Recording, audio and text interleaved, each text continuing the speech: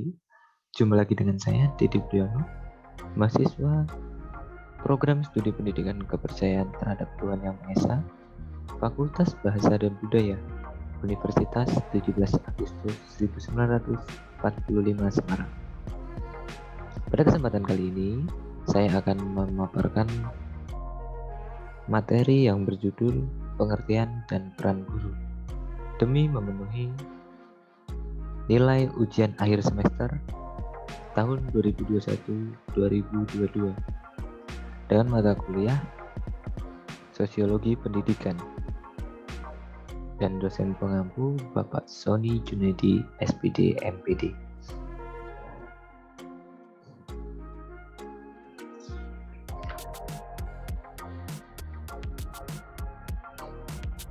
Baiklah, langsung saja kita masuk pada materi kita kali ini.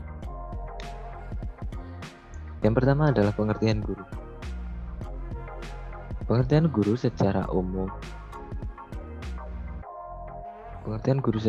adalah seorang tenaga pendidik profesional yang mendidik, mengajarkan suatu ilmu, membimbing, melatih, memberikan penilaian, serta melakukan evaluasi kepada peserta didik.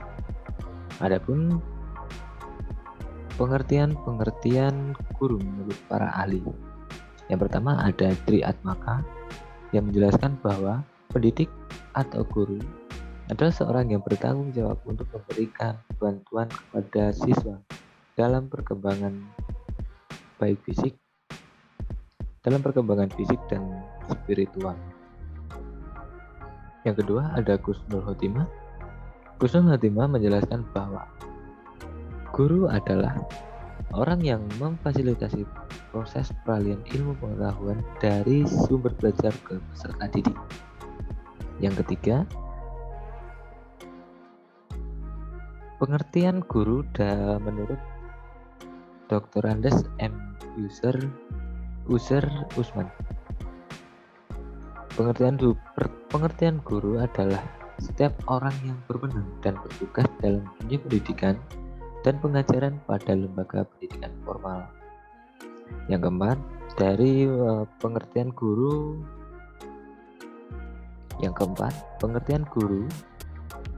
menurut Undang-Undang Nomor 14 Tahun 2005 yang menjelaskan bahwa guru adalah tenaga pendidik profesional yang memiliki tugas utama untuk mendidik, mengajar, membimbing, mengarahkan, melatih, menilai, mengevaluasi,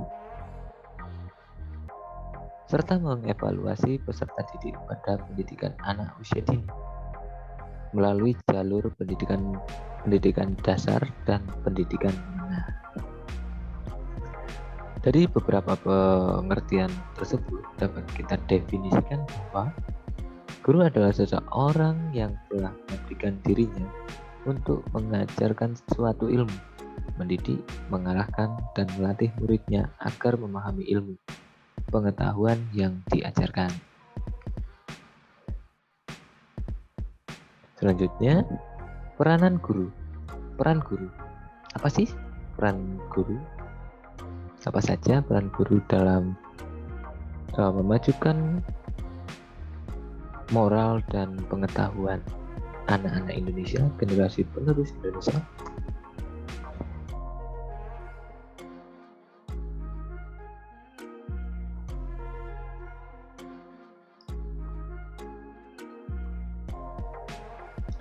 Peran guru ini tidak lepas dari sebuah konsep fungsi dari guru yang dikelompokkan menjadi dua, antara lain: satu, fungsi manifest dari guru yang terdiri dari 4.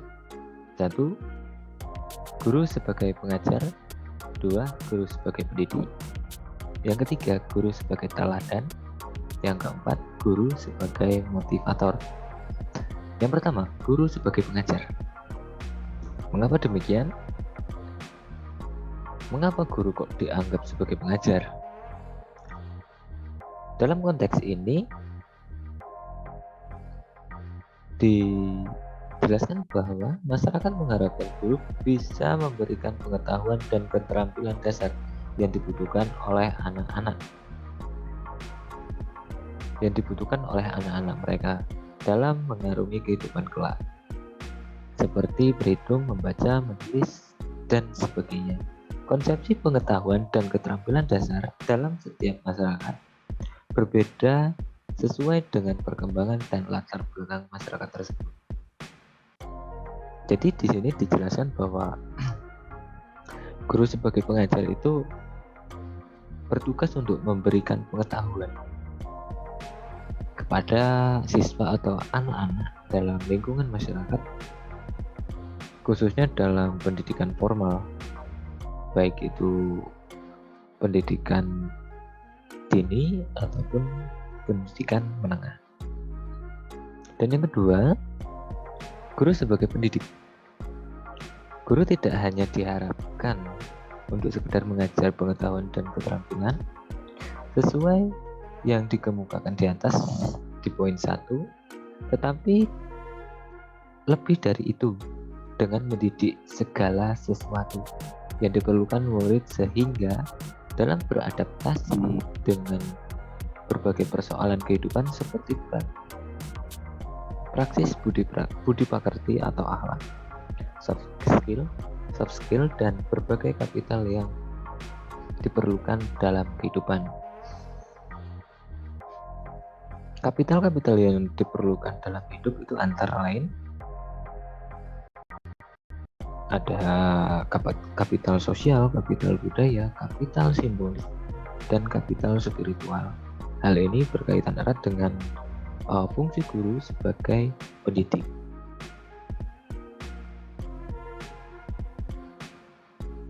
Sedangkan apa sih perbedaan antara pendidik dan pengajar? Pengajar dan pendidik? Perbedaannya adalah pengajar dipahami hanya mentransfer dan memindai, sedangkan mendidik tidak hanya memindai tetapi lebih dalam lagi, dalam artian menanamkan rasa jiwa, rasa, dan segala sesuatu itu sampai ke darah daging atau hati nurani pendidik, anak didik. Yang ketiga, guru sebagai teladan. Guru dikonstruksikan oleh murid, terutama pada taman kanak-kanak dan sekolah dasar, sebagai makhluk yang mulia, seperti makhluk setengah dewa. Ungkapan tersebut, makhluk setengah dewa, dapat diartikan bahwa apa yang dilakukan guru, apa yang dibicarakan guru itu dianggap benar oleh siswa ataupun anak didik, terutama bagi siswa-siswa taman kanak-kanak atau anak didik taman kanak-kanak dan siswa di sekolah dasar, karena dalam konteks pemikiran anak-anak TK dan anak-anak sekolah dasar itu mereka hanya melihat fakta, dalam artian apapun yang dilakukan guru itu adalah contoh untuk dia lakukan. Yang keempat, guru sebagai motivator.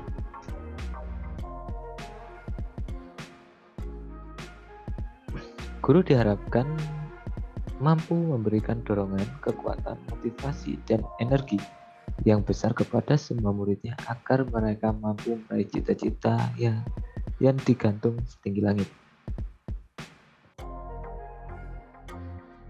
Cita-cita yang digantung setinggi langit.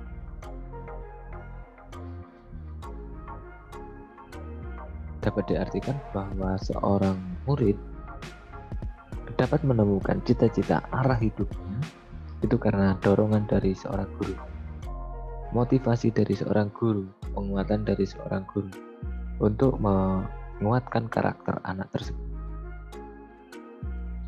Demikian 4 yang bisa saya sampaikan tentang peranan guru atau fungsi guru dari manifest. Yang selanjutnya ada fungsi laten dari guru. Yang pertama, guru sebagai pelabel. Yang kedua, guru sebagai penyambung lidah kelas menengah atas. Yang ketiga, guru sebagai pengekal status quo. Yang pertama, guru sebagai pelabel keberhasilan dan ketidakberhasilan seseorang peserta didik tergantung pada pelabelan yang diberikan kepadanya oleh guru. Mengapa demikian? Jadi pada peran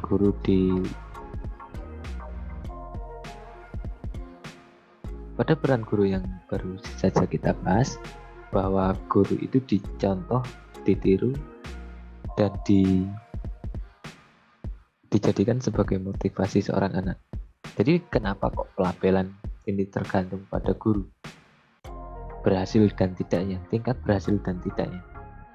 Jika anak tersebut memang benar-benar punya label bagus, berarti kita lihat gurunya siapa, yang mengajarkan siapa. Berarti guru tersebut telah berhasil mendidik dan mengajarkan sesuatu ilmu kepada anak tersebut. Yang kedua, ada guru sebagai penyambung lidah kelas menengah atas.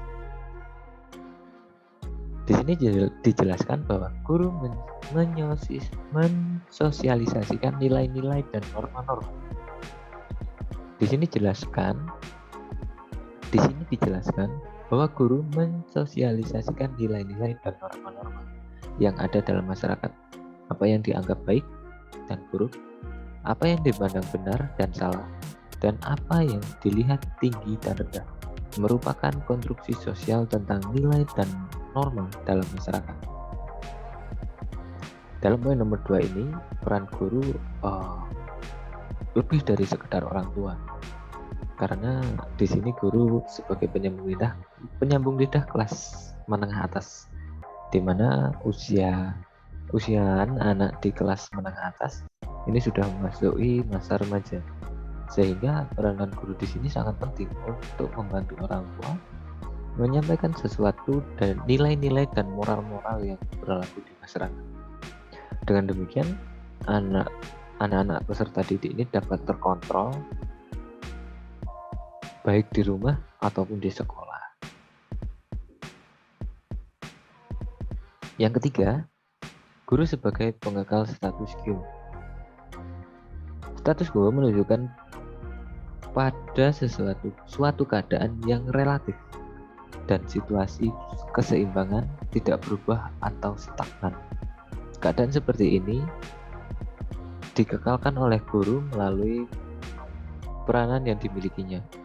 Seperti yang dikemukakan di atas, bahwa guru melalui proses belajar mengajar telah melanggengkan nilai-nilai dan moral dari kelas menengah atas.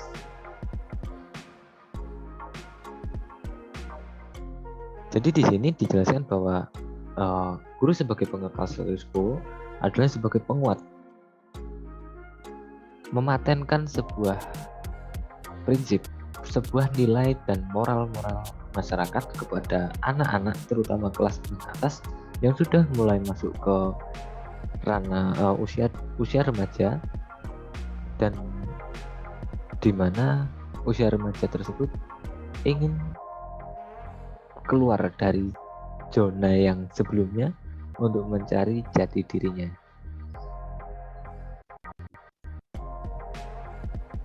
Demikian yang dapat saya sampaikan. Sebelum kita tutup, sebuah kata-kata penutup dari saya. Guru adalah seorang pahlawan tanpa tanda jasa.